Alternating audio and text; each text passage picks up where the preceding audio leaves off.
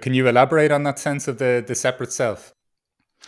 Yeah, so we grow up in a paradigm believing from the age of about 18 months that we are separate selves. So there's a person here within this body, an entity that is the subject to my life. And this is what was given the name Katrijn, it's me. And I start believing as a very, very small child that it is my duty and responsibility to live my life. So I do this thing called life. It's personal.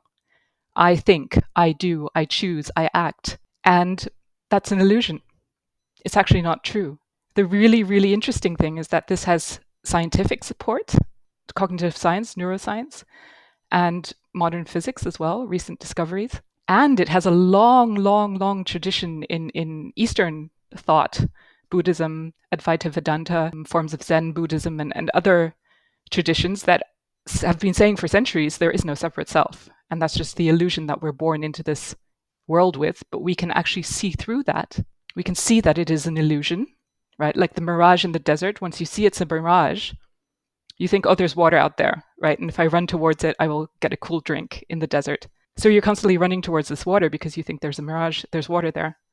But you can wake up to the fact that it is a mirage. There is no actual water there. And that frees you from running towards it all the time. It's really important to say we're not denying reality, right? There is obviously something that looks like a body, and you have experiences. There are experiences. So there are sensations, there are feelings, there are thoughts. So it's not denying any of that. But the added idea that this is being experienced by a separate person called Mark, that is the illusion. So what is experiencing this? And that's actually, these are two sides that I would start someone off with. If there's no separate self experiencing life, what is it that experiences life? So one way to become aware of that is to ask yourself really the question, right now, in this moment, what is it that is experiencing? And to go there in your experience, right? So what is hearing my voice right now? And not to answer that with thinking, but to move there, to experience the experiencer. What is hearing my voice right now? And almost everyone comes into contact with this sense of awareness. It's just an aliveness. Now we assume, because we've been taught that that is a separate person, the experiencer. Well, that's me, this limited person.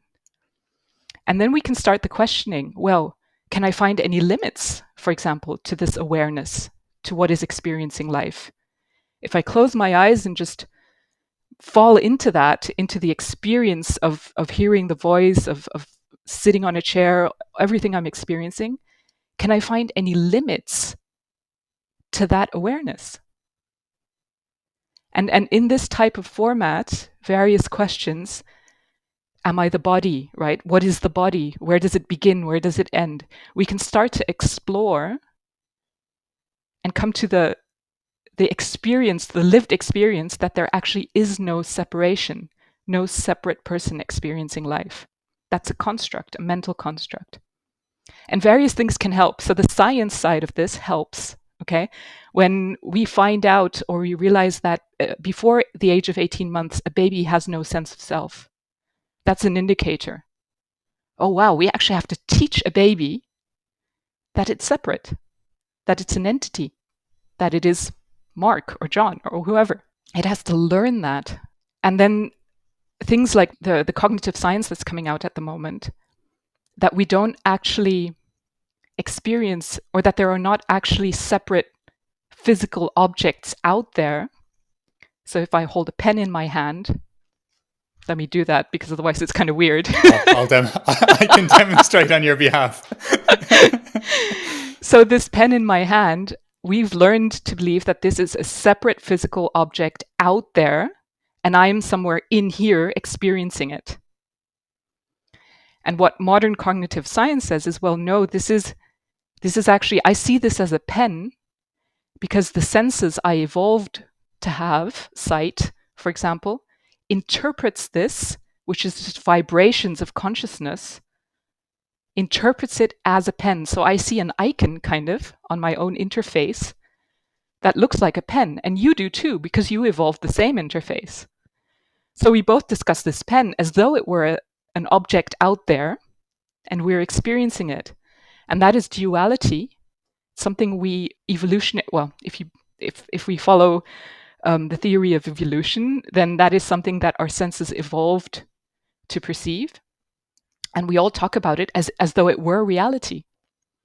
But it's actually the way we as human beings experience reality. And now there are theories that say reality, including us, everything, is just mind. It's just it's only consciousness. And everything is a vibration, a pattern of vibrations, which I see as another human being, for example, or even as my body.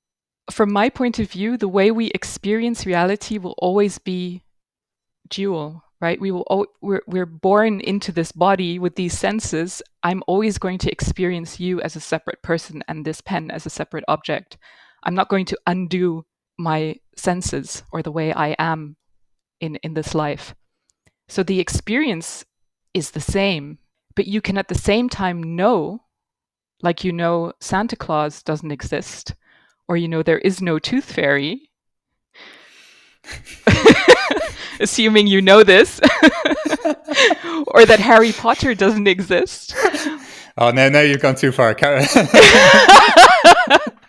Okay, forget the Harry Potter part. Obviously, he exists. You can know that there is no real separate self, even though you experience life that way. And it is the knowing of that that changes the quality of your experience. Because if you believe, right, that I am this separate person who needs to grow, develop, do my life, improve, get things right, get along well with other people, then that is what creates all the stress and the anxiety and the worry, what the Buddhists call suffering, psychological suffering. Knowing that there is no separate person, even though it looks like that, even though the whole world acts as though there were, that is the freedom.